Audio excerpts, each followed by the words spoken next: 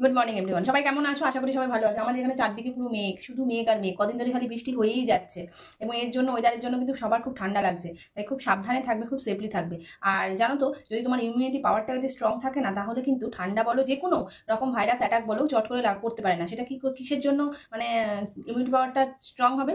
এক্সারসাইজের মাধ্যমে। এবং তার সঙ্গে সঙ্গে ভিটামিন জাতীয় প্রোটিনটা বেশি পরিমাণে খেতে হবে। খুব বেশি না, মানে বেশি পরিমাণে মানে মারাত্মক বেশি পরিমাণে না, সব কিছুর একটা ব্যালেন্স রেখে কিন্তু খাওয়াটা দরকার। গুড ফ্যাট খাওয়া দরকার, তার সঙ্গে কার্বোহাইড্রেট কিন্তু খাওয়াটা দরকার। একদমই যে ছেড়ে দেওয়া, সেটা কিন্তু একদম ঠিক না। আজকে আমি তোমাদের সঙ্গে কয়েকটা ব্যায়াম শেয়ার করবো, যে ব্যায়ামগুলো কিন্তু খুব উপকারী একটা ব্যায়াম। উপকারী ব্যায়াম কেন বলছি? এটা কিন্তু যাদের হাঁটুতে বলো সমস্যা রয়েছে, ব্যথা রয়েছে, বা তোমার নানা রকম প্রবলেম হয়, হাঁটতে গেলে কষ্ট হয়, মাংসপেশিতে টান ধরে, এটা একমাত্র তাদের জন্য, ঠিক আছে?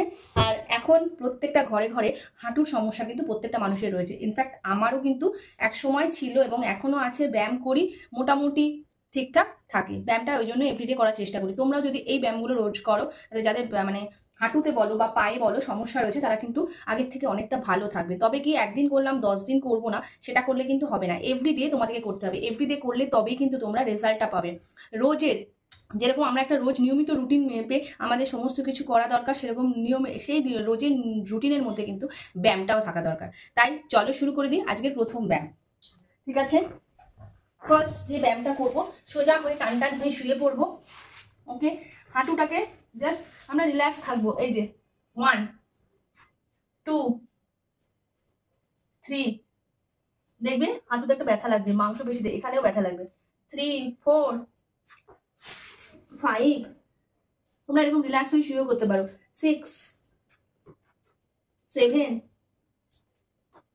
8 9 10। ওকে, এবার আমি নেক্সট সাইড করবো। 1 2 3 4 5 6 7 8 9 10। ওকে, রিল্যাক্স। তাহলে আমি তোমাদেরকে একটা সেট দেখে কিন্তু ছেড়ে দিলাম। তোমরা কিন্তু একটা সেট করে কিন্তু ছেড়ে দেবে না। তোমরা কিন্তু অন্তত এই যে আমি একটা পায়ে 10 বার, আরেকটা পায়ে 10 বার করে 20 বার করে করলাম, সেটা তোমরা অবশ্যই কিন্তু করবে। দুটো করে সেট করবে। একটা সেট হয়ে গেল, 5 সেকেন্ড রিল্যাক্স, নেক্সট আবার একটা সেট করবে। সারাদিনে 2 টাইম করবে, সকালে করবে, বিকালে করবে। তাহলেই কিন্তু তোমরা দেখবে ব্যথাটা আস্তে আস্তে রিলিফ হবে। নেক্সট যেটা দেখাবো সেটা দেখে নাও।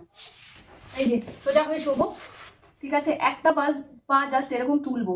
1 2 3 4 5 6 7 8 9 10 11 12 13 14 15।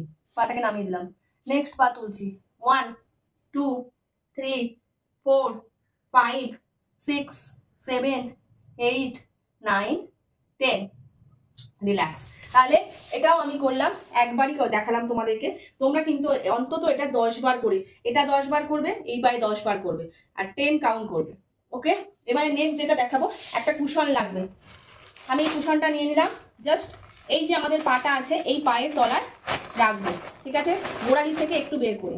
তারপরে কি করব, শিরদাঁড়া সোজা থাকবে, পাটাকে হাঁটুটাকে শক্ত করব, ঠিক আছে?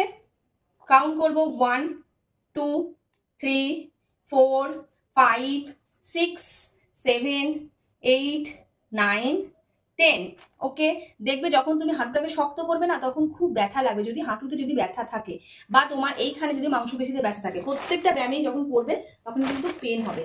কিন্তু সে তাই বলে ভয় পেয়ে ছেড়ে দেবে না। যখন তোমরা ব্যায়ামটা ধীরে ধীরে ধীরে ধীরে করতে শুরু করবে, তখন দেখবে খুব আরাম লাগবে এবং ব্যথাটাও ধীরে ধীরে কমতে শুরু করবে। নেক্সট আবার এই পাটা কিন্তু সরিয়ে দেবো, কোনো রকম ভাবে ইয়ে হবে না, মানে প্রেশারে থাকবে না, একদম পাটা জাস্ট এমনি থাকবে। এই পাটাকে কিন্তু আমি সাইডে রেখেছি, পাটাকে হাঁটুটাকে শক্ত করছি। 1 2 3 4 5 6 7 8 9 10 11 12 13 14 15।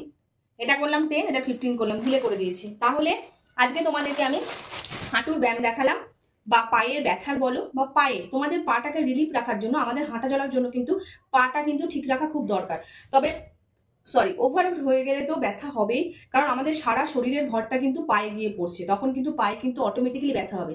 যারা নর্মাল ওয়েটে রয়েছে বা একটা পারফেক্ট ফিগারে রয়েছে তাদের জন্য কিন্তু এই ব্যায়ামগুলো, এবং যারা ওভার ওয়েট রয়েছে তারা তো ব্যায়াম করবে নিজেদের ওয়েটে কমানোর জন্য, এবং তার সঙ্গে সঙ্গে কিন্তু অবশ্যই এই ব্যায়ামগুলো করবে যাতে তোমাদের পায়ের ব্যথা থেকে রিলিফ পেতে পারো। তবে একদিন করে 10 দিন করবে না, আবার পরে করবে, তা করলে হবে না, রোজ করতে হবে, তবেই কিন্তু একটা পারফেক্ট রেজাল্ট পাবে তোমরা। তাহলে আজকের মতো এইটুকুই। যদি ভিডিওটা ভালো লেগে থাকে, আমার পায়ের ব্যথার বলো পা থেকে তোমরা রিলিফ পেতে পারো কিভাবে, তাহলে কিন্তু অবশ্যই একটা লাইক করে দিও এবং শেয়ার করে দিও। তাহলে আজকের মতো এইটুকুই, বাই বাই।